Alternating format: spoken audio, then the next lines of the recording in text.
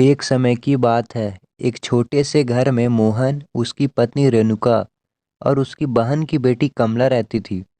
कमला के माँ बाप बचपन में ही गुजर गए थे। रेणुका बहुत ही बुरी थी। वह कमला से घर का सारा काम करवाती थी। रेणुका उसके साथ बहुत बुरा व्यवहार करती और उसके मामा को कुछ भी पता नहीं था। रेणुका अपने पति के सामने अच्छा बनने का नाटक करती और कमला को भी धमकी देती थी। एक दिन कमला बाजार से वापस आ रही थी, तभी रेणुका उससे कहती है, ओ महारानी, कहाँ चली? अब मैं जो कहती हूँ ना वह कर। बाजार जा और आम लेकर आ। तुम्हारे मामा को आम बहुत पसंद है। जल्दी जा और आम लेकर आ। यह क्या मामी, आपने मुझे पहले क्यों नहीं बताया?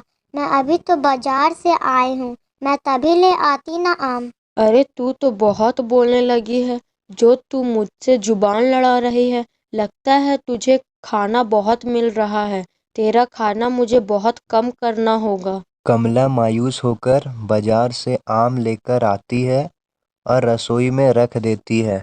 यह लो जी आपके पसंदीदा आम। आपको बहुत पसंद है ना, तो मैंने बाजार से लाए। अरे रेणुका, तुमने इतनी तकलीफ क्यों ली? मुझे कहा होता तो मैं लेकर आता ना। यह क्या जी, आप कितना काम करते हैं तो मैं इतना तो कर सकती हूँ ना आपके लिए। अरे आम मुझे ही खिलाओगी या कमला को भी दोगी? उसे भी दो ना आम। कमला तो पहले ही बहुत सारे आम खा लिए। जी आप खाइए। यह मामी कितना झूठ बोलती है। मैंने एक भी आम नहीं खाया और यह सारे आम मैंने लाए हैं, और कहती है कि यह सारे आम मैंने लाए हैं। तभी रेणुका रसोई में आती है और कमला रेणुका से कहती है, मामी मामी, मुझे भी दो ना आम, मुझे बहुत पसंद है आम। एक तो दो मुझे खाने के लिए।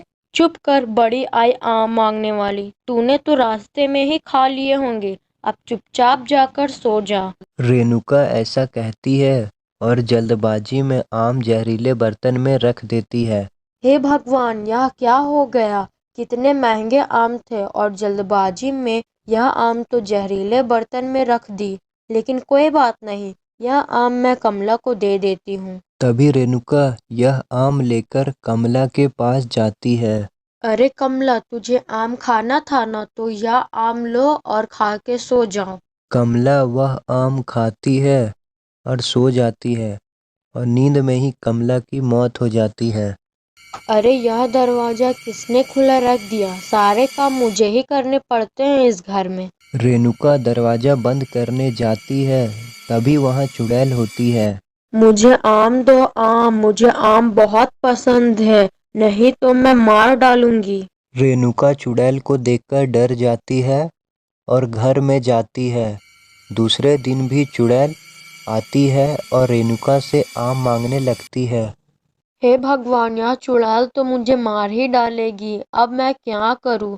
भगवान कोई तो रास्ता दिखाओ। कोई न कोई रास्ता जरूर होगा। कोई तो बचाओ मुझे। रेणुका की ऐसी हालत देख मोहन उसके भाई को बुलाता है और उसका भाई महाराज को भी साथ लेकर आता है। मुझे तुम बहुत परेशान लग रही हो बेटी, मुझे तुम खुलकर बताओ कि तुम्हारी समस्या क्या है। मैं तुम्हारी मदद करूंगा। रेणुका महाराज को चुड़ैल उसे कैसे परेशान करती है सारी बात बताती है।